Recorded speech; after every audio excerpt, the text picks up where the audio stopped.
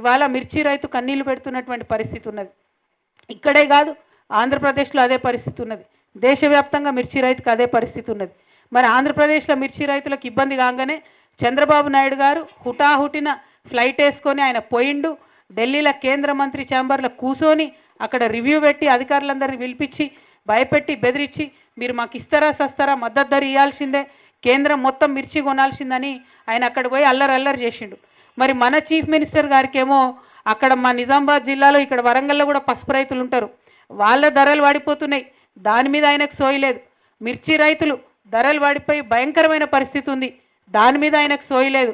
సొంత జిల్లా మహబూబ్ నగర్ జిల్లాలో నిన్న ప్రాజెక్టులో టనల్ కూలిపోయి 8 మంది కూలీలు ఇరుక్కొని పోతే సొంత జిల్లాకు పోయి విజిట్ చేయాలన్న సోయి కూడా ముఖ్యమంత్రికి లేదు. ఎక్కడ పోయిండయా మన సీఎం గారు అంటే ఎన్నికల ప్రచారానికి పోయిండట. ఎన్నికల ప్రచారానికి పోయి ఎమ్మెల్సీ ఎన్నికలలో ఓట్లేమని అడుగుతాడట.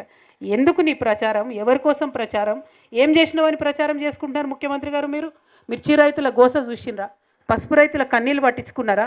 చచ్చిపోయినటువంటి కూలీల గురించి, ఇరుక్కపోయిన కూలీల గురించి ఏం జరుగుతుందో కనీసం కొద్దిగా మానవత్వం అన్న ఉండాలి కదా. మీరు వెళ్తే పనులు మంచిగా జరుగుతాయి, అక్కడ వాళ్ళని బయటికి తీసే ఆస్కారం ఉంటుంది. అందుకే నేను చెప్తా ఉన్నా, ఈ ప్రభుత్వం పీపీపీ మోడ్లో నడుస్తుంది. పీపీపీ మోడ్ అంటే ఏంటంటే, ఒకటి ఫస్ట్ పి ఫోబియా. ఏం ఫోబియా పట్టుకుంది రేవంత్ రెడ్డి గారికి? కేసీఆర్ ఫోబియా. మైక్ పట్టంగానే కేసీఆర్ను తిట్టాలి, అంతకుమించి ఇంకో ఆలోచన ఏం లేదు. ఆయనకి ఏం రాదు పాపం, ఏం చేయడు. మైక్ పట్టంగానే సంవత్సరంన్నరైనా కేసీఆర్ని తిట్టాలి. ఒకటి కేసీఆర్ ఫోబియా. 2 ఇంకోటి ఏముంటుంది? పాలిటిక్స్. ఇక తెల్లారులేస్తే పాలిటిక్స్ ఇదే పాలిటిక్స్.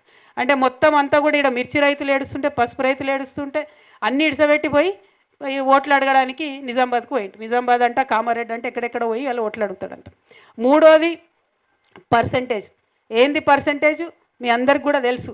బయట ప్రతి ఒక్కరు గల్లీ వరకు కూడా 10% సర్కార్ అని పిలుస్తున్నారు రేవంత్ రెడ్డి గారిని. అందరు ఇంకా మాకైతే అడ్రస్ కూడా చెప్తున్నారు, అక్కకి ఫలాన్ చోటకపోతే గడ పర్సంటేజ్ ఇస్తే పనులు అవుతున్నాయని.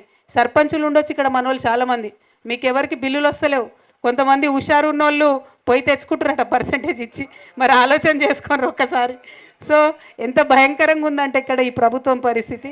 పర్సంటేజ్ తీసుకోవాలి, లేస్తే పొద్దుగాలు లేస్తే పాలిటిక్స్ చేయాలి, ప్రజాపాలన మాత్రం లేదు, వాళ్ళు చెప్పింది మాత్రం లేదు. అందుకే నేను అంటున్నా, ఇది పీపీపీ మోడ్లో నడుస్తుంది. ఇక ఇంకొక పీ కూడా యాడ్ చేయొచ్చు కావాలంటే.